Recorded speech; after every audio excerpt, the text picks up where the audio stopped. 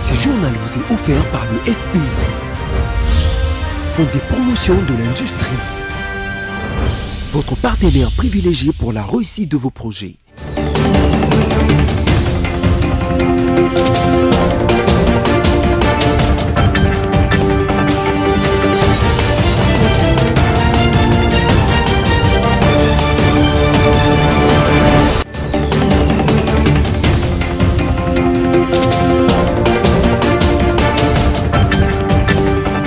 C'est toujours un plaisir de vous retrouver pour les informations. Mesdames, Messieurs, bienvenue à toutes et à tous. Et voici la charpente de cette nouvelle session d'information.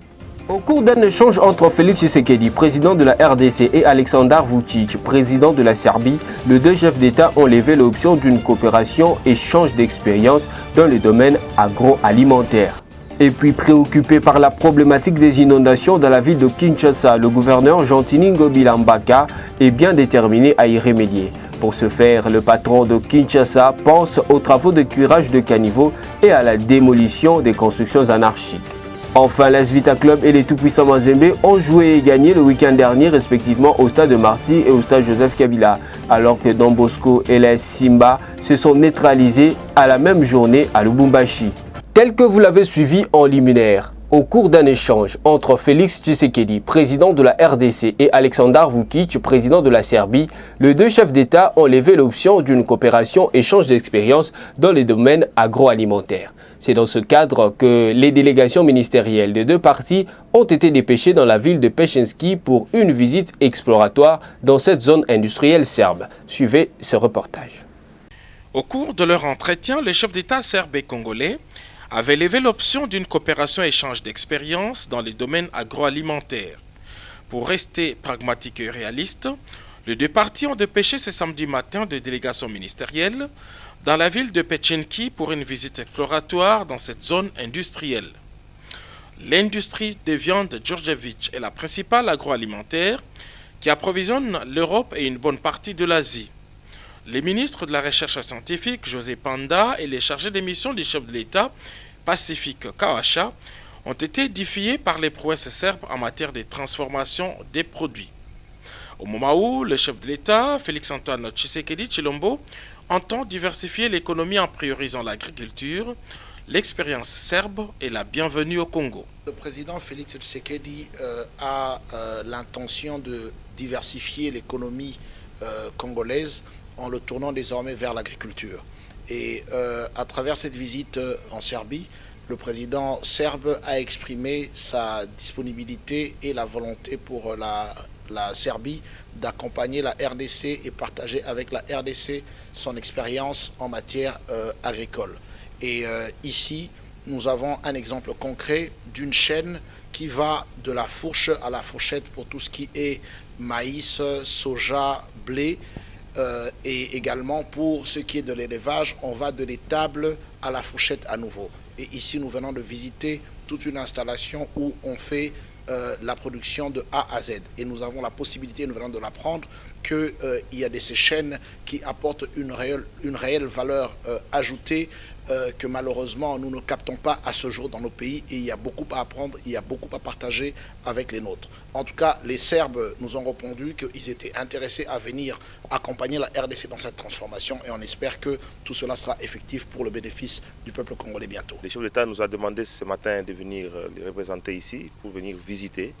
Et là, c'est un programme du chef de l'État. Nous pensons que dans le cadre de la coopération, des partenariats entre les deux républiques, nous allons pouvoir, avec tout ce que nous avons comme potentialité en terre, en termes de terres arables, tout ce qu'il faut, il faudrait qu'on puisse essayer d'amener cette technologie au niveau de notre pays.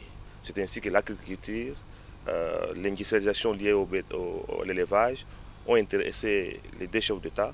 Et nous pensons que dans les jours à venir, les ministères de l'agriculture, les ministères de technologie, d'innovation technologique qui est mon ministère, nous allons pouvoir mettre en pratique cette nouvelle technologie qu'on peut amener, pourquoi pas, dans les Ituri, Sud Kivu et Nord Kivu, qui sont potentiellement habitués à avoir des élevages aussi élevés. De leur côté, le Serbe voit en la République démocratique du Congo un débouché et un potentiel partenaire fiable. Alors, dans cette région-là, c'est plutôt l'agroalimentaire. Là, il y a le porc, il y a aussi le maïs, le blé, il y a aussi beaucoup de fruits. Il y a des pommes et ainsi de suite. Et c'est une production variée d'agriculture. Alors, la Serbie est prête pour envoyer les représentants de 2 instituts agriculteurs pour faire des expérimentations, pour faire des tests sur le sol, pour faire la production de blé et aussi de maïs, selon et aussi de soja sur les niveaux réguliers européens. Plusieurs jeunes Congolais sont actuellement boursiers dans les Balkans et en Serbie. Avec le réchauffement des relations avec la République démocratique du Congo, leur nombre devrait doubler. Tout à fait autre chose. C'est dans le cadre des préparatifs des 9e Jeux de la francophonie attendus à Kinshasa en 2020 que 12 diplomates des pays ayant le français en partage ont conféré avec le ministre d'État, ministre de la Coopération internationale, intégration régionale et francophonie, Pépin Guillaume Manjolo. Clarisse Bebimouika nous fait le point dans cet élément. Préparatifs des 9e Jeux de la francophonie en RDC, 12 ambassadeurs de pays ayant la langue française en partage se sont réunis autour du ministre d'État, ministre de la Coopération internationale, intégration régionale et francophonie. Ils ont abordé la tenue prochaine à Kinshasa de cette édition d'échange des cultures entre États francophones et les soutiens de chacun de pays à la RDC pour la réussite de cet événement de portée internationale. L'ambassadeur de la Tunisie a confirmé ses soutiens du groupe de pays francophones au sortir de cette réunion. Nous sommes là donc pour montrer notre soutien, notre solidarité avec la République démocratique du Congo par rapport à l'organisation des Jeux de la francophonie et également par rapport donc à l'organisation par la Tunisie donc en 2020 du 20e sommet de la francophonie. Cette rencontre intervient après la signature du document d'acceptation de l'organisation de prochains Jeux de la francophonie par le pays de Félix Tshisekedi Tshilombo. Malgré cela, il faut attendre la dernière décision qui viendra de l'OIF cette semaine à Monaco. Les choses seront plus claires. L'organisation officielle sera ou non accordée au Mineta Pépin Manjolo qui représente la République démocratique du Congo. La femme, la jeunesse et l'emploi sont les thèmes provisoires retenus pour ces Jeux de la francophonie à Kinshasa. Restons toujours dans le ministère d'État en charge de la coopération internationale, intégration régionale et francophonie pour signaler la rencontre entre la délégation du COMESA avec le ministre d'État en charge de la coopération, Pépin Guillaume Manjolo.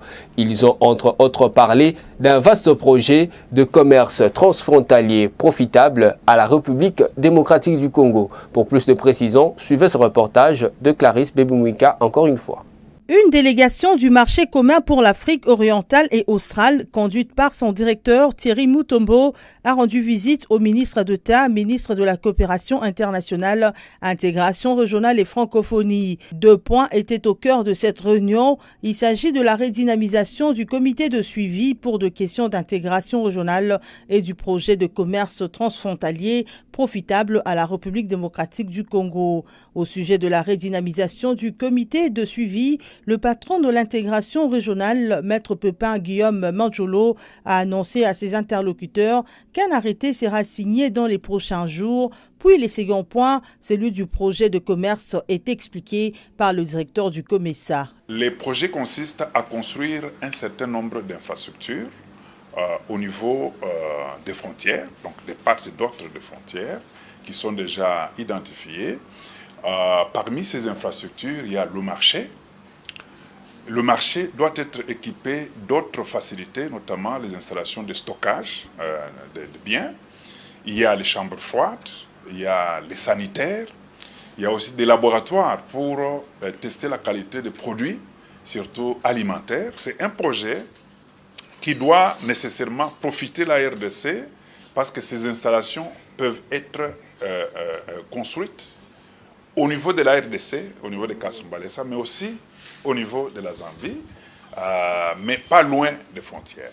Signalant qu'en vue de lancer ces projets, il se prépare une grande réunion d'experts zambiens et congolais. Changeons à présent de ministère. Lors de leur séjour à Sochi en Russie, 6 ministres du gouvernement Ilunkamba, dont Julien Paluku de l'industrie, ont très bien vanté les potentialités de la République démocratique du Congo le vendredi 25 octobre. L'objectif était d'attirer les investisseurs russes en RDC pour divers investissements. Liévin Luzolo nous fait les points. Il s'agit notamment du ministre d'État en charge d'hydraulique, des ministres des Mines, de l'Industrie, de la Santé, celui des Transports et de l'Agriculture. Chacun a exposé sur les opportunités dont regorge son secteur. Devant les investisseurs russes, les opérateurs économiques congolais installés dans le pays de Vladimir Poutine, le ministre de l'Industrie, Julien Paluku Kaunga, a exposé sur les opportunités que regorgent les 6 zones économiques spéciales de la République démocratique du Congo, dont Kinshasa qui constitue la zone pilote avec un aménageur déjà recruté. Avec les allègements fiscaux et douaniers accordés, désormais les bruits des bottes doivent céder la place au développement, a conclu le ministre Paluku. Le ministre des Mines, Willy Kitoko, a appelé les investisseurs russes de venir appuyer la RDC dans ce secteur avec la transformation des minerais. A quant à lui vanter les terres arables que regorge la RDC. D'où les paradoxes d'importer les produits halieutiques doivent être corrigés avec l'apport des Russes. Le directeur général de l'Agence nationale pour la promotion de l'investissement, ANAPI, Antonin Kinzo, dont la structure a organisé cette rencontre, s'est réjoui. Qu'est-ce que nous avons dit aux investisseurs russes? Ils peuvent venir. Le cadre légal est là. Le potentiel est là. Nous avons donc dit aux différents investisseurs, allez vers les structures qui existent, posez les bonnes questions et enregistrez-vous et procédez à la manière dont les procédures existent. Il y a encore des challenges, nous sommes conscients, les challenges en termes d'infrastructure, les challenges en termes de taux d'informatisation, les challenges en termes de taux de pénétration d'Internet, mais nous sommes conscients d'une chose, c'est que nous reconstruisons notre pays. Nous venons de gagner une place sur Doing Business, c'est encore petit, mais c'est déjà un des pas que nous sommes en train de faire et c'est ce que nous avons dit aux opérateurs économiques russes qui veulent bien venir en RDC. Pour conclure, le directeur général des fonds de promotion de l'industrie, Patrice Kitebi, a quant à lui parlé de la réduction des taux d'intérêt de 6% pour tous les entrepreneurs et 4% pour les femmes et jeunes entrepreneurs, et ce, sur instruction du chef de l'État, Félix Antoine Tshisekedi Tshilombo. En politique, après l'annonce du retour sur la scène de Joseph Kabila Kabange, ancien président de la République par son parti le PPRD, les Quinois se montrent plutôt calmes et rationnels. Pourtant, une certaine agitation a été observée dans les rangs des politiciens après cette annonce. Suivez les propos des Quinois recueillis par Sami Bosongo et Généraux Essengo. À l'opposé de l'agitation qui a été observée dans les rangs des politiciens, après l'annonce de retour politique de Joseph Kabila par le secrétaire permanent du PPRD, Emmanuel Ramazani Chadari, les Quinois se montrent plutôt plus calmes et rationnels. En lieu et place des querelles politiciennes, où les colibets, les ironies, les injures, les sophismes et autres indélicatesses et méchancetés sont largement utilisés, les Quinois reconnaissent le droit du PPRD et de Joseph Kabila en sa qualité de citoyen congolais pour un tel retour politique. Même si les Quinois estiment prématuré que les pro-Kabila en parlent déjà. Ouais, moi je trouve que d'ailleurs c'est inopportun de parler de son retour. Même s'il compte retourner, ce n'était pas le moment. Parce que M. Kabila est l'autorité morale du FCC. Le FCC est en coalition avec le CACH. C'est-à-dire qu'ils ont les mêmes programmes à exécuter. Mais comment vous exécutez un programme d'un côté et vous parlez de votre retour de l'autre? C'est que vous voulez dire que vous n'êtes pas d'accord avec le président qui dirige, ou bien vous comptez utiliser d'autres manières de les rouler ou bien de les renverser. Je crois que ce qu'il a parlé n'a pas pu satisfaire le peuple. Il devait tenir des propos qui devaient encourager la population à être derrière lui, même si il devait retourner, mais ce n'était pas le moment. Pour la fraction des Quinois abordée, faire la politique n'est pas seulement devenir le chef de l'État. Il conseille Joseph Kabila de s'afficher comme une icône politique, un conseiller ou un consultant. Pour ces Quinois, être dans la coalition n'empêche personne de formuler ses ambitions politiques. Comment il pouvait revenir, peut-être sous d'autres formes, pas seulement au niveau de la politique, mais intervenir dans le pays dans d'autres dimensions. Pour moi, j'aimerais bien qu'il puisse rester comme une icône pour le pays et comme un conseiller pour les politiciens. Et il sera comme un consultant pour les acteurs politiques du Congo. Alors, immédiatement, dire qu'ils reviennent sur la scène politique, c'est pas vraiment du tout bon. Il devrait quand même attendre, comme il a laissé la place à une autre personne, et il devrait d'abord aussi voir ce que les autres font. Les Kinois lancent l'appel à l'unité, au patriotisme et prescrivent de ne pas s'affoler face à l'annonce du retour politique de Joseph Kabila, car ce sont les électeurs qui vont décider lors du scrutin présidentiel le moment venu.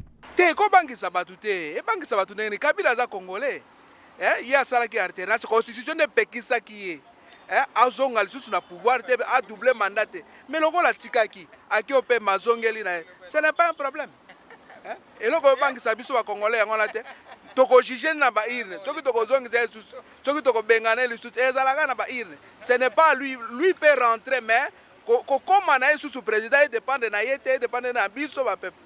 Le retour politique de Joseph Kabila n'est pas compris de la même façon par les Kinois et cela alimente la spéculation.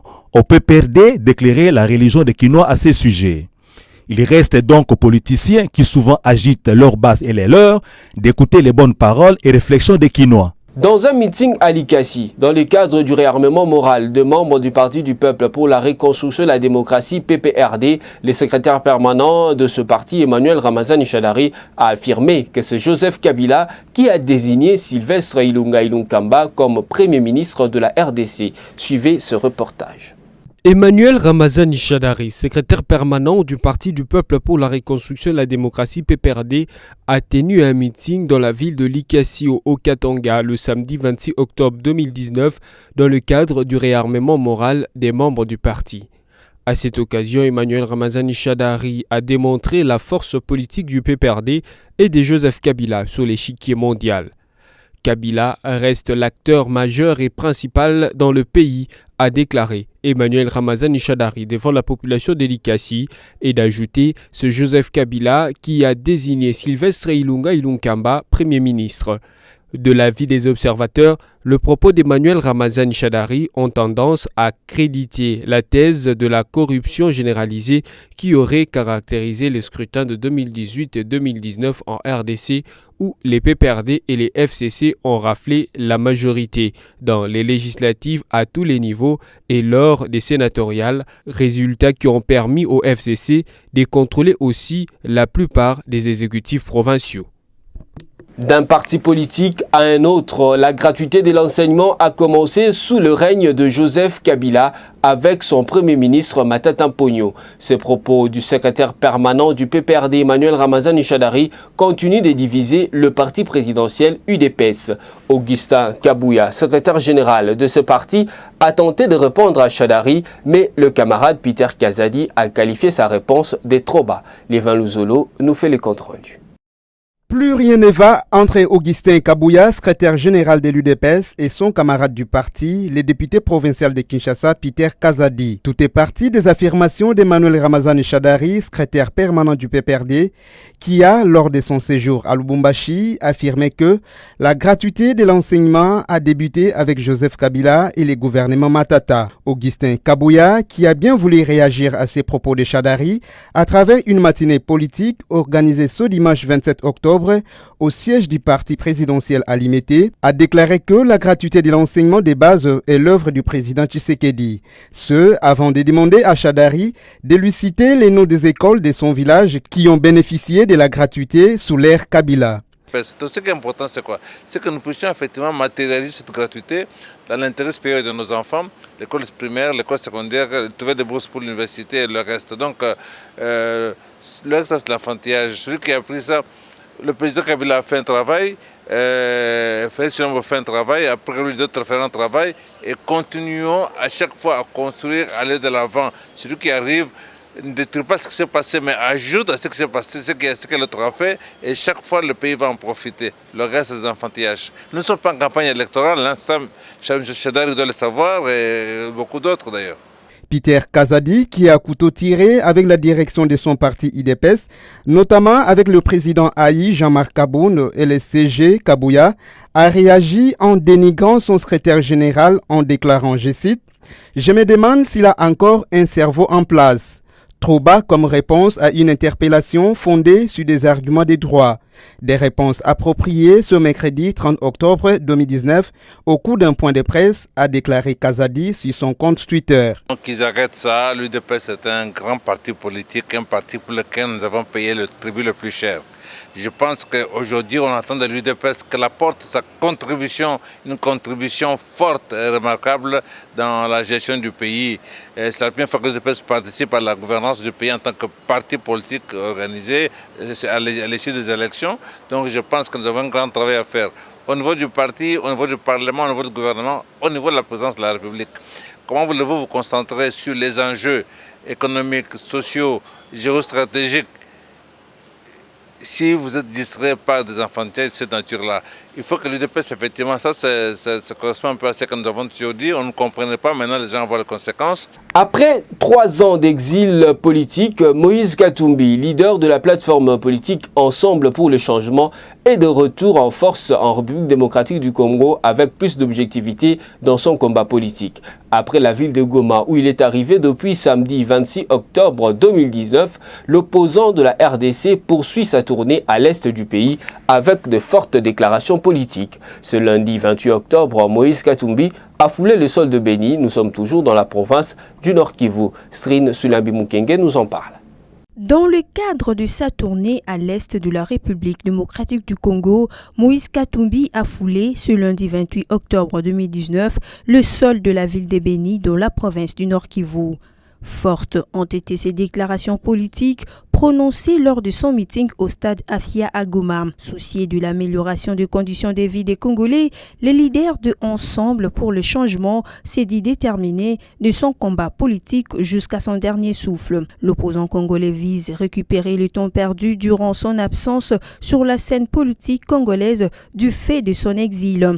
À Goma, Katumbi a clamé sa place dans l'opposition et a annoncé la création de son futur parti politique tout en précisant les valeurs morales qui en découleront. Face à l'insécurité qui sévit à l'est de la RDC, Katumbi estime que la lutte efficace serait d'améliorer les salaires de soldats qui se battent au front pour l'éradication de multiples groupes armés. Par ailleurs, face aux milliers de militants, l'ex-gouverneur du Katanga a évoqué les échéances électorales prochaines. Après les 3 villes, Goma, Béni et Butembo de la province du Nord Kivu, Moïse Katumbi prévoit de visiter également la ville de Bukavu au Sud Kivu le 29 octobre. Ainsi, il poursuivra sa tournée notamment à Bunia, Kindu et à Lubumbashi début novembre 2019.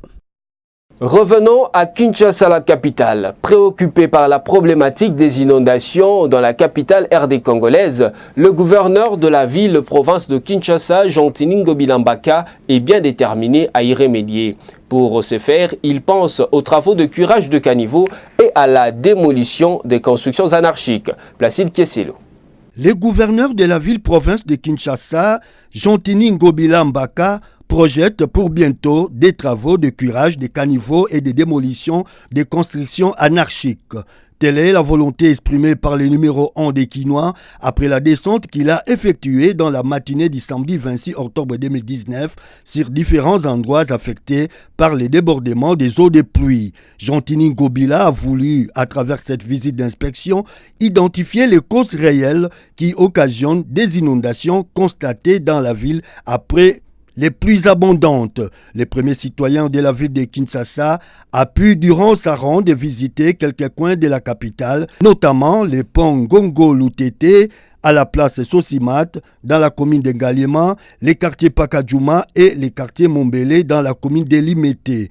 Poursuivant son parcours, le gouverneur Ngobila a aussi visité les ponts séparant la commune de Ngabad avec celle de Lemba. À l'issue de sa visite d'inspection, le gouverneur Jean-Tini Ngobila a fait un constat moins reluisant selon lequel la principale cause de ces inondations dans la capitale, ce sont des constructions anarchiques et le mauvais curage des caniveaux que les Quinois ont transformés en poubelles.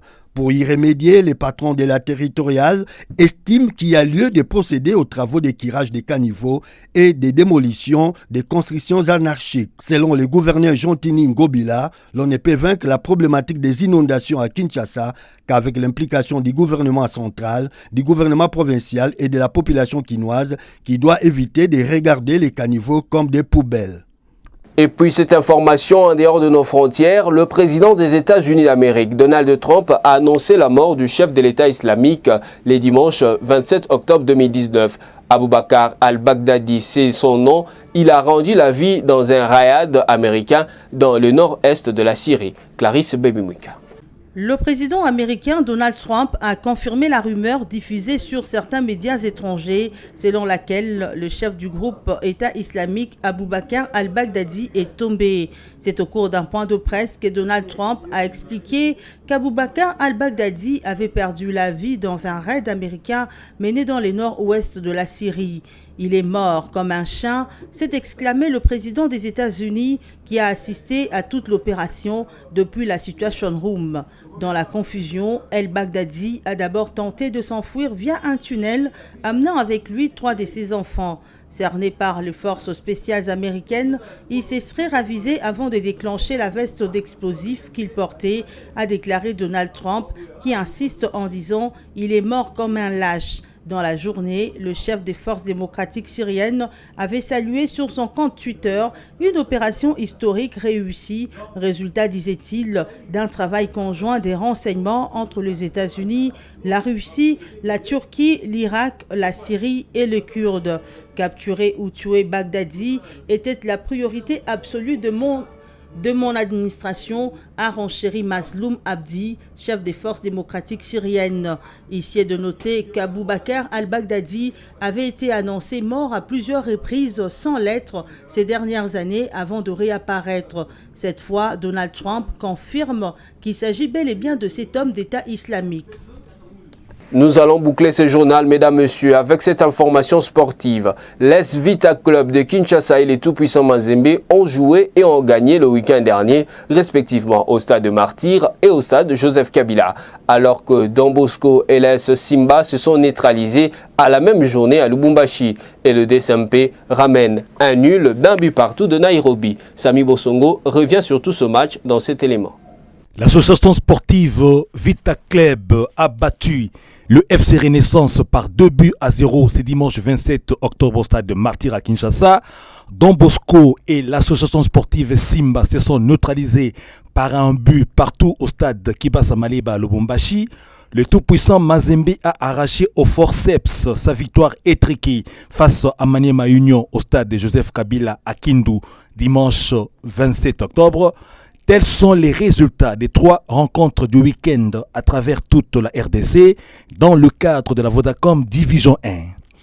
Avec sa victoire face au FC Renaissance, l'association sportive Vita Club a gardé intacte son invincibilité face à son adversaire qui doit encore attendre pour espérer s'imposer face aux titans du football quinois. Contré au nul d'un but partout dans sa ville, Don Bosco en a été à son 7e nul de la saison après 10 matchs livrés. Et la chance n'a pas souri à Maniema Union qui, malgré ses attaques à outrance et ses nettes occasions de but de scorer durant toute la rencontre, n'a pas réussi à marquer face au tout-puissant Mazembe qui a conservé son but jusqu'à la fin du match. Dans la Coupe de la Confédération de la CAF, de son périple en terre kenyane, le DCMP qui jouait les tours de cadrage face à Gor Mahia a ramené un précieux nul d'un but partout dimanche 27 octobre.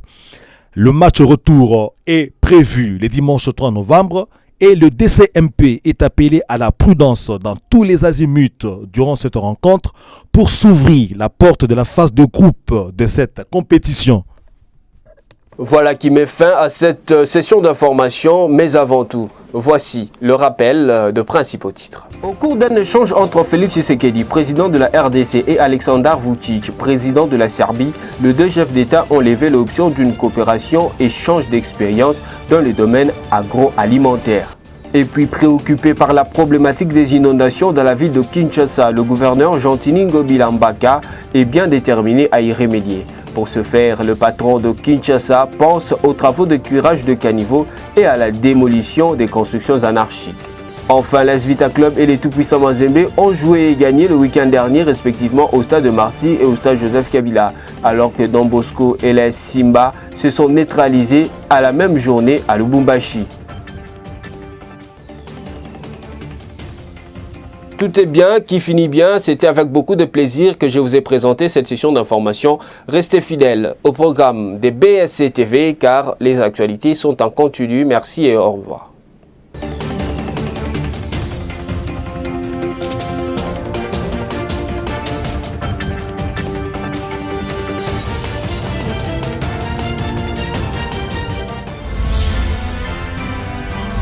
Ce journal vous a été offert par le FPI. Des promotions de l'industrie. Votre partenaire privilégié pour la réussite de vos projets.